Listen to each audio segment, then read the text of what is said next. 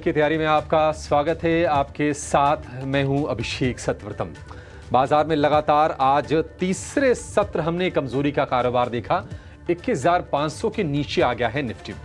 हालांकि दिन के दौरान 21,300 के भी नीचे गया था निफ्टी, वहां से एक रिकवरी की कोशिश हुई और 21,465 के आसपास की हमने आज क्लोजिंग देखी है। 100 अंक गिरकर निफ्टी बंद हुआ है। निफ्टी बैंक ने इंट्राडे में रिकवरी की अच्छी कोशिश की थी, लेकिन वो कोशिश आखिरकार बंद होते होते बहुत ज्यादा रंग नहीं ला पाई। एक बारगी को निफ्टी बैंक हरे निशान में लौटा भी, लेकिन जो क्लोजिंग हुई है वो हुई है 350 अंक नीचे। और इसके पीछे वजह वही है जो कल वजह थी निफ्टी बैंक के गिरने की। आज दिन के दौरान एचडीएफसी बैंक में ऐसा लगा कि माहौल थोड़ा सा बदल जाएगा। कल की 8% की गिरावट के बाद आज करीब करीब इंट्राडे में 0.25% 1.5% के आसपास की गिरावट थी, लेकिन आखिर तक बंद होते होते कहानी वही होगी। 3.5% गिरकर आज भी निफ्टी बैंक बंद हुआ है। 2 दिन में 11% का बड़ा फॉल। हालांकि एक आंकड़ा आप देखेंगे तो आपको उतनी ज्यादा निराशा नहीं होगी, वो है एडवांस डिक्लाइन रेशियो का। 1109 शेयर एनएससी पर हरे निशान में बंद हुए और उसके मुकाबले 1196 शेयर लाल निशान में। तो कह सकते हैं कि कमोबेश बराबरी का रहा है मामला, लेकिन इंडेक्स में चूंकि वेटेज ज्यादा है एचडीएफसी बैंक का, इसके चलते आपको प्रेशर वहां पर ज्यादा दिखा आज। रिलायंस ने हालांकि बाजार को थामने की कोशिश जरूर की। 0.5% के आसपास की तेजी हमने रिलायंस में देखी। इंट्राडे में लाल निशान में फिसला सा शेयर, लेकिन वहां से फिर अच्छे से रिकवर करके रिलायंस ऊपर आज आया। लेकिन आज परफॉर्मेंस अच्छी रही सन फार्मा की। निफ्टी का टॉप गेनर करीब 3% के आसपास की तेजी के साथ, और इसके पीछे बड़ी वजह यह है कि टायरो फार्मा जो इनकी सब्सिडरी है इजराइल की, उसका ये अब कंपनी में मर्जर करने जा रही है। क्या डील पर खर्च होगा वो सारी डिटेल्स भी आ गई हैं, और इसके चलते हमने देखा कि आज शेयर में बड़ा बढ़िया आज रौनक दिखी। लेकिन सुपरस्टार आज का और सुपर फ्लॉप दोनों के दोनों आईटी पैक्सिन और एकेन फाइनेंशियल में 27% का जबरदस्त उछाल। 70% कंपनी का मुनाफा बढ़ा है। आय में 20% के आसपास की तेजी बढ़त हमने देखी है। लेकिन दूसरी ओर एलटीआई माइंट्री मुनाफे और आय दोनों फ्रंट पर नतीजे कमजोर थे। 10-11% टूटकर ये आज निफ्टी का सबसे ज्यादा गिरने वाला शेयर रहा। तो बाजार का ये हाल रहा। कुछ कुछ पैक्स रहे बाजार में जहां पर आज हमने तेजी देखी है। ऑटो स्टॉक्स में थोड़ी बहुत हमने बाइंग देखी। ऑटो के साथ साथ हमने देखा कि जो इंसिलरी स्पेस में टायर वाले शेयर आज चलते हुए दिखाई दी। वहां पर JK tyre, Apollo tyres, CEAT, MRF चौतरफा वहां पर हमने आज तेजी देखी है। लेकिन एक और शेयर मेंशन करना चाहेंगे, आईईएक्स। लगातार 2 सत्र से ये टूट रहा है। मार्केट कपलिंग की तैयारियां चल रही हैं सरकार की ओर से, जो कि इस कंपनी के लिए नुकसानदेह है इनके कारोबार को लेकर। ठीक है, तो बाजार का ये पूरा का पूरा अपडेट। लेकिन आपको अपने सवाल हम तक पहुंचाने के लिए हमारे पेज को फॉलो करना पड़ेगा, और कल की तैयारी के व्हाट्सएप और इंस्टाग्राम, ट्विटर पर सवाल भेजने के लिए हैशटैग कल की तैयारी को फॉलो कीजिए। आपके हर सवाल का जवाब आसान शब्दों में हमारे एक्सपर्ट्स देंगे और बाजार से जुड़े हर उलझनों को सुलझाने की कोशिश करेंगे। इसके साथ ही दिए हुए नंबर पर आप मैसेज कीजिए 9136934056। ये तरीका है, इसके जरिए आप अपने सवाल हम तक पहुंचा सकते हैं और हम कोशिश करेंगे कि आपके सभी सवालों को शो में जरूर शामिल करें। और आज 2 एक्सपर्ट हमारे साथ जुड़ गए हैं। इन्वेस्ट शॉपे के सीईओ हैं आशीष कपूर। आशीष जी हमारे साथ हैं। आशीष जी, बहुत शुक्रिया आपका समय देने के लिए। और इसके अलावा हमारे साथ एक और मेहमान हैं, कोटक सिक्योरिटीज के अमोल आठवाले। अमोल जी, आपका भी बहुत शुक्रिया आज समय देने के लिए और शो में जुड़ने के लिए। अमोल, शुरुआत आपसे करना चाहेंगे। कल की तैयारी हमारा शो भी है और यह बड़ा इंपॉर्टेंट सवाल आजकल हो गया है कि करना क्या है। 3 सत्र से बाजार में हम कमजोरी देख रहे हैं। एचडीएफसी बैंक ने माहौल आज भी किरकिरा किया। कल शाम को रिलायंस के नतीजों पर नजर रहेगी। उसके पहले बताइए किस तरह से बाजार में अपनी स्ट्रेटजी बना के चलनी चाहिए। कल का सत्र आप किस तरह का देख रहे हैं?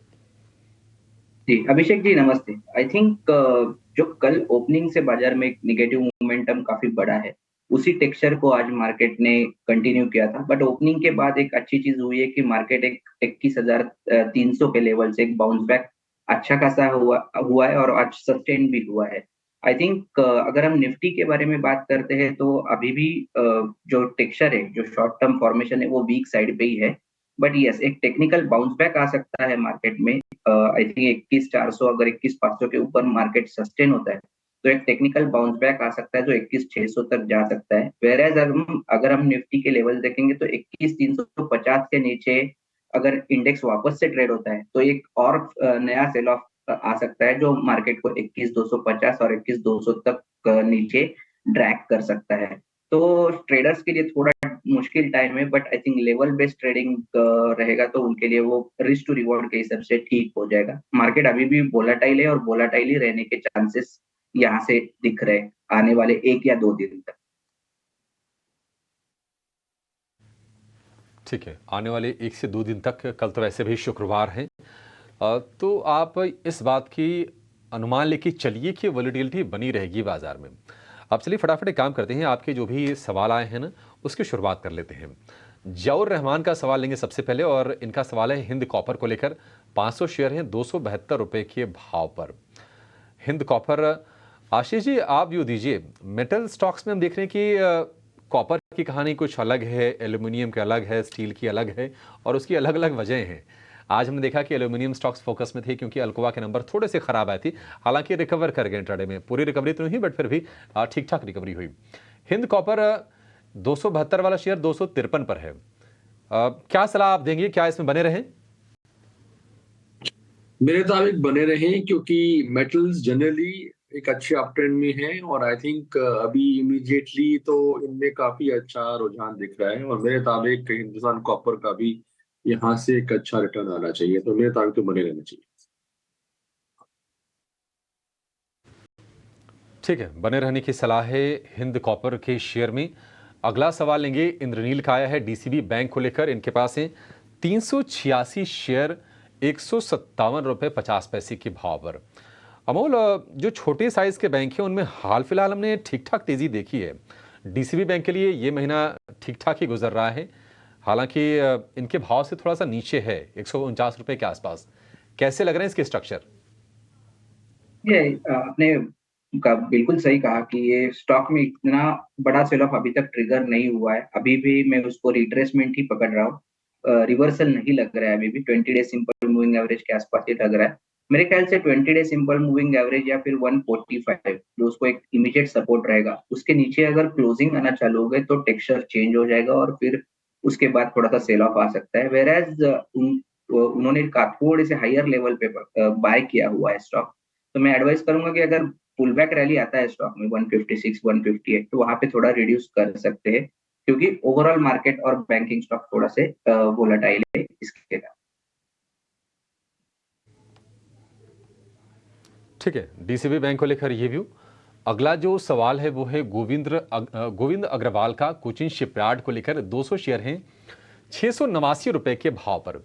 आशीष जी क्या करना है कोचिन शिपयार्ड में, क्योंकि हम देख रहे हैं कि जब से ये स्प्लिट हुआ है इसमें रफ्तार थोड़ी सी बढ़ गई है, तो थोड़ा तो होता है कि नहीं, लिक्विडिटी बढ़ती है तो शेयरों की तेजी बढ़ती है, लेकिन आपको कितना कन्विक्शन है आगे को लेकर?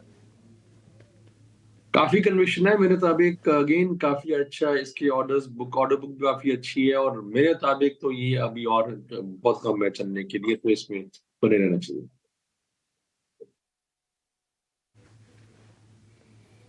ठीक है, बने रहने की सलाह है कोचिन शिपयार्ड को लेकर। एसबीआई कार्ड से मुकेश भोजपुरी के पास 122 शेयर। इसमें क्या करें अमोल? जी आई थिंक ये कंसिस्टेंटली करेक्ट होता है, 3-4 महीने से करेक्शन चल रहा है। एक रिवर्सल के सेंस दिए थे बट ओवरऑल मार्केट कंडीशन के कारण थोड़ा सा इसमें और सेल ऑफ बढ़ा है।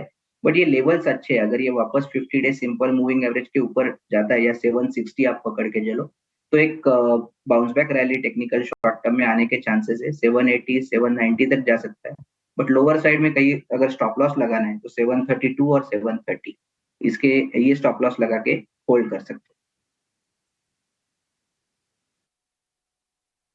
ठीक है, एसबीआई कार्ड को लेकर ये व्यू। एक छोटा सा ब्रेक लेंगे और ब्रेक के बाद और भी सवाल हम शो में करेंगे शामिल। हमारे 2 एक्सपर्ट आशीष कपूर और इसके अलावा अमोल आठवले हमारे साथ जुड़े हुए हैं। चलिए दर्शकों के सवाल जवाब के सिलसिले की फिर से शुरुआत करेंगे और अगले दर्शक का सवाल लेंगे। झारखंड से आयुषी का सवाल आया है नेस्ले इंडिया को लेकर। 19 शेयर हैं 2675 के भाव की। पुरानी खरीद लगती है नेस्ले की, क्योंकि अब ठीक है नहीं स्प्लिट भी हुआ था ये 2675 की खरीद भाव है, 2500 रुपये पर ये शेयर ट्रेड कर रहा है। आशीष जी, हाल फिलहाल हमने देखा कि जो खपत वाले जो शेयर थे थोड़े से प्रेशर में रहे थे, नेस्ले की चाल यहां से किस तरह से देख रहे हो और क्या इसमें निवेशित रहना चाहिए? बिल्कुल रहना चाहिए, और मेरे मुताबिक तो नेस्ले एक ऐसा शेयर है जिसमें लगातार कैपिटल बना है, प्रॉफिट बना है, कंपनी का बहुत अच्छा प्रेजेंस है, और उनके प्रोडक्ट्स की खपत तो मेरे ख्याल कोई भी कह सकता है कि आगे जाके बढ़ेगी, क्योंकि पेनिट्रेशन बहुत अच्छा है मार्केट में, डिस्ट्रीब्यूशन बहुत अच्छा है, ब्रांड वैल्यू बहुत अच्छे हैं, और कंपनी का एक लगातार अच्छा ट्रैक रिकॉर्ड भी है शेयर होल्डर्स को रिवॉर्ड देने का। तो मेरे मुताबिक तो इसमें बना रहना चाहिए, इसमें कुछ ज्यादा मार्केट से भी लिंक नहीं है, कमजोर मार्केट में भी अच्छा रिटर्न देने की क्षमता रखता है, तो जरूर इसमें बने रहना चाहिए। ठीक है, बने रहने की सलाह है। अगला शेयर बायोकॉन, सवाल है नितिन कुंभारे का। 100 शेयर हैं 310 रुपए के भाव की। अमोल, क्या व्यू होगा आपका? बायोकॉन ने बहुत लंबे समय से, जिसको कहते हैं ना कि जितनी उम्मीद की जाती है बायोकॉन से, वो परफॉर्मेंस दी नहीं है। चार्ट्स क्या सजेस्ट कर रहे हैं? बिल्कुल सही कहा आपने। काफी कंसोलिडेशन के बाद ये स्टॉक एक रिवर्सल हुआ था ये क्वार्टर में। ये मंथ में भी अगर हम देखते हैं तो एक 13% का रैली दिया है। तो अभी जाके कहीं ना कहीं जाके वो ऐसा लग रहा है कि ये स्टॉक मोमेंटम पकड़ रहा है। हालांकि 2 हफ्ते से कंसोलिडेशन जोन में चल रहा है। तो आई थिंक डेली टेक्सचर अगर मैं देखता हूँ तो फॉर्मेशन अच्छा है अभी भी। 270 एक पोजिशनल ट्रेडर्स के लिए सपोर्ट रहेगा, उसके आगे रहता है। तो यही जो मोमेंटम पकड़ा हुआ है वो कंटिन्यू रह सकता है, और आने वाले दिनों में 300 320 तक के भी लेवल आने के चांसेस दिख रहे हैं।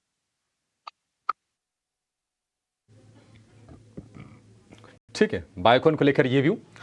कोटक बैंक के 20 शेयर हैं सीमा जी के पास और भाव है 1850 का। कल हमने देखा था कि एचडीएफसी बैंक के दबाव में कोटक बैंक भी टूट रहा था। आज भी हमने थोड़ा सा प्रेशर देखा। इंट्राडे में ऐसे एक पुलबैक की कोशिश हुई थी और ऐसा लगा था कि शायद संभल जाएगा, लेकिन उसके बाद फिर शेयर सपाट हुआ। 1777 का भाव, डर लाजमी है। आशीष जी, कोटक बैंक क्या इस पर राय होगी आपकी? हाँ, वैसे तो कोटक बैंक भी बहुत देर से अंडर परफॉर्म कर रहा है, और काफी स्टैब्लिश्ड बैंक है, और उसके पहले की अगर हिस्ट्री देखो तो इसने भी बहुत कैपिटल क्रिएट किया हुआ है। बट रिलेटिवली मैं समझूंगा कि एचडीएफसी बैंक अब लेना थोड़ा बेटर है। तो अगर ये यहाँ से निकल के एचडीएफसी बैंक में चले जाए, दोनों ही एक तरह से अंडर परफॉर्मर है, बट एचडीएफसी बैंक का काफी हद तक जो अंडर परफॉर्मेंस है और जो बैड रिजल्ट है और जो भी मेरे ख्याल नेगेटिव आना था, वो तकरीबन आ चुका है, और मार्केट की प्राइस में काफी हद तक फैक्टर्ड हो चुका है। मेरे को यहाँ से एचडीएफसी बैंक में टर्न अराउंड जल्दी दिख रहा है कंपेयर टू कोटक बैंक। ठीक है, तो ये व्यू, तो ये तो हो गए आपके शेयर और उन पर हमारे एक्सपर्ट्स की जवाब। लेकिन एक्सपर्ट्स को क्या पसंद है, कौन से शेयर आज के कल के बनेंगे वीआईपी, ये जानेंगे, लेकर आएंगे वीआईपी शेयर।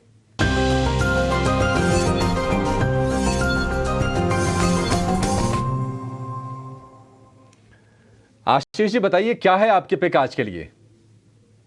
देखो, मेरे तो अब एक 2 शेयर है जिसमें हम लॉन्ग हो सकते हैं। एक तो सिप्ला काफी देर से अच्छा कंसोलिडेट कर रहा है भी डिफेंसिव स्टॉक, जो कि थोड़ी वीक मार्केट में भी चल सकता है, और मेरे मुताबिक यहाँ पे जल्दी ही हम अच्छा टारगेट देख रहे हैं। मेरे मुताबिक 3 महीने का अगर लक्ष्य 3 महीने ध्यान रखा जाए तो 1500 या 1500 से ऊपर ये स्टॉक ट्रेड कर सकता है, क्योंकि यहाँ से काफी अच्छा अट्रैक्टिव रिटर्न मैं मानूंगा।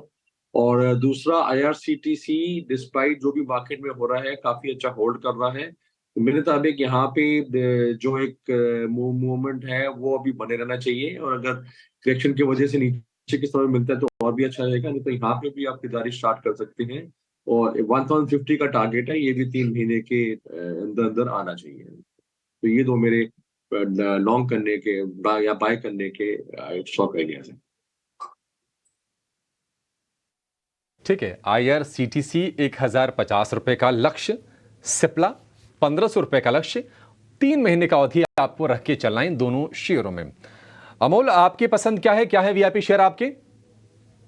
जी, मुझे भी एक सिप्लाई अच्छा लग रहा है चार्ट्स पे, बट वो टेक्निकल फॉर्मेशन के बेस पे है, मैं सिलेक्ट किया हूँ। 1320 के आसपास है, टारगेट उसका लग रहा है पोजिशनली 1370 और 1380 तक जा सकता है, और स्टॉप लॉस उसका रहेगा 1294। और दूसरा मुझे एक पीएसयू बैंक में से लग रहा है कि एक बैंक ऑफ बड़ौदा एक अच्छे लेवल के आसपास अवेलेबल है। 227.50 के आसपास ट्रेड हो रहा है, तो पोजिशनल टारगेट रहेगा 237 और 240, और स्टॉप लॉस उसका रहेगा 222। एक मार्केट सेंटीमेंट खराब था, बट ये जो पीएसयू बैंक में आज थोड़ा सा बाउंस बैक आया है, और बैंक ऑफ बड़ौदा ने भी अपने लेवल्स कोई बड़ा ब्रेक डाउन किया नहीं है। इसके लिए लग रहा है कि यहाँ से एक टेक्निकल बाउंस बैक आने के चांसेस काफी ब्राइट है, बट मार्केट टेक्सचर जैसे मैंने कहा कि वोलाटाइल है, तो स्टॉप लॉस स्ट्रिक्टली फॉलो करें।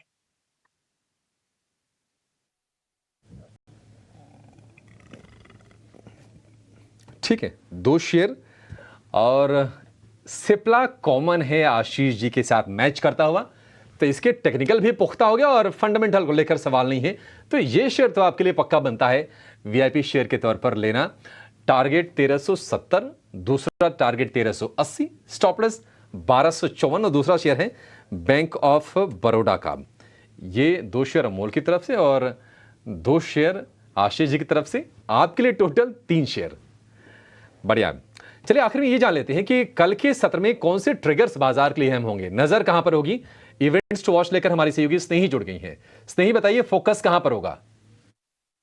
जी बिल्कुल, तो आइए देखते हैं कल बाजार की नज़र कहाँ रहेगी। और निफ्टी के अर्निंग्स की बात करते हैं तो जो बिग बॉय रिलायंस है वो उसके Q3 के आंकड़े कल डिक्लेयर करेगा। उसके साथ निफ्टी पैक में से अल्ट्राटेक सीमेंट और HUL, इन दोनों कंपनीज के भी तीसरे क्वार्टर के नतीजे कल आएंगे, तो इन 3 काउंटर्स पर अपनी नज़र बनाए रखिएगा।